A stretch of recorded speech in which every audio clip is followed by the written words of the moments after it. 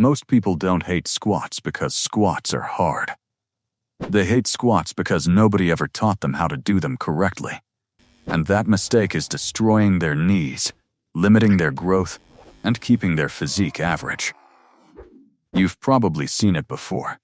Someone loads up the bar, drops halfway down, their knees cave in, their chest collapses forward, and somehow they think they're building powerful legs. But here's the truth elite athletes understand. The squat is not just a leg exercise.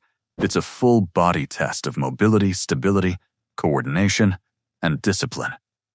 And if you master these 4 steps, your squats will feel stronger, safer, deeper, and your physique will start changing fast. But there's one mistake almost everyone makes before they even begin the movement. And we'll get to that in a second. First, understand this. Your perfect squat will not look exactly like someone else's. That's one of the biggest myths in fitness. Different hip structures, different femur lengths, different ankle mobility. Your anatomy changes your mechanics. So if you've been forcing yourself into some perfect squat form you saw online and your knees or hips hurt afterward, that's probably why. The first step is setup. Grab a light weight and hold it at your chest. Start with your feet around hip width apart and squat down slowly. Pay attention to how your hips feel, your knees, your balance. Then widen your stance slightly and try again. Small changes create massive differences.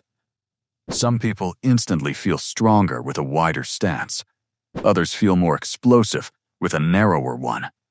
Your body will tell you the truth if you actually listen to it. Now here's something most fitness channels never explain. Your toes are not supposed to stay perfectly straight. For most people, slightly turning the toes outward creates better hip positioning and smoother depth. The wider your stance becomes, the more toe angle you'll naturally need. Next comes the bar placement. If the bar is sitting on the tiny bones at the base of your neck, you're already unstable. Instead, place the bar across the meat of your upper traps. Then grip the bar as narrowly as your mobility allows. Why? Because tighter hands create a tighter upper back, and a tighter upper back creates a stronger squat. Now when you unrack the bar, stop wasting energy taking unnecessary steps backward. 3 steps. 1 foot back. 2nd foot back. 3rd step adjusts your stance. That's it. Then plant your feet firmly into the floor. Your big toe, pinky toe, and heel should all stay connected to the ground. This creates balance and stability before the movement even begins. Now we move into the 2nd step. Tension. Without tension, even strong legs collapse under heavy weight. This is why some people can leg press huge numbers but still have a weak squat.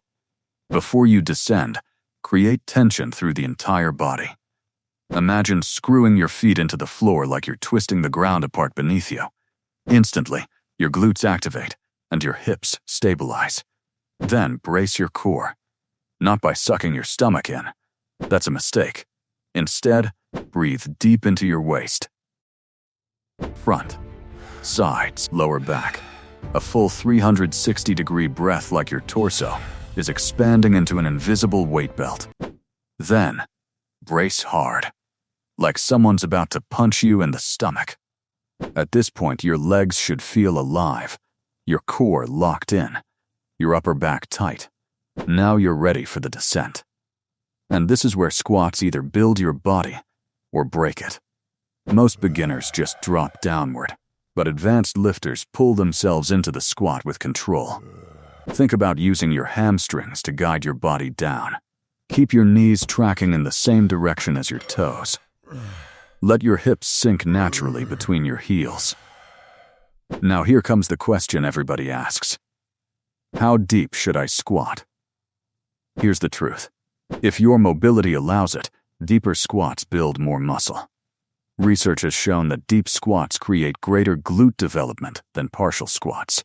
That means more athletic power, more complete leg growth, and a stronger physique overall.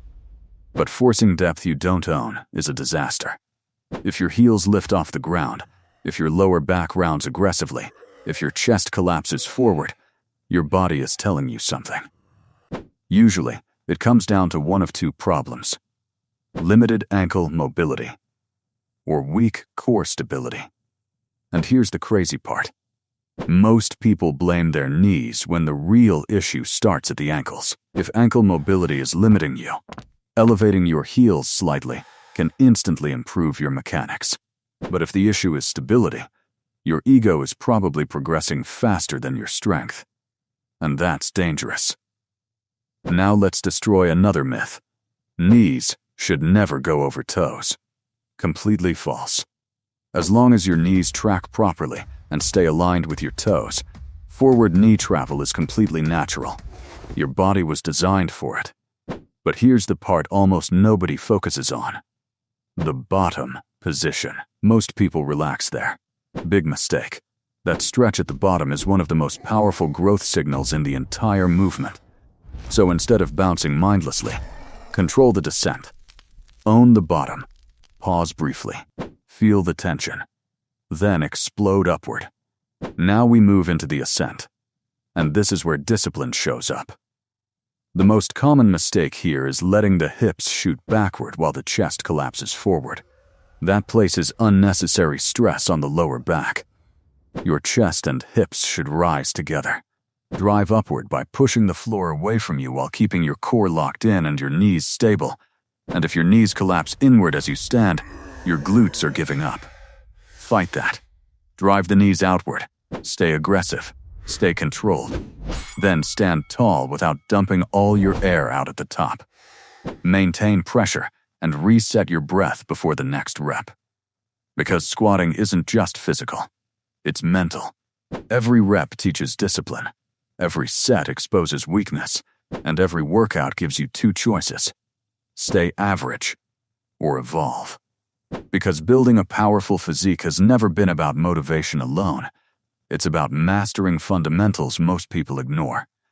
So next time you step under the bar, remember this: you are not just training legs. You are building strength most people will never develop. Now squat with intention. Squat with control. And earn the physique you want.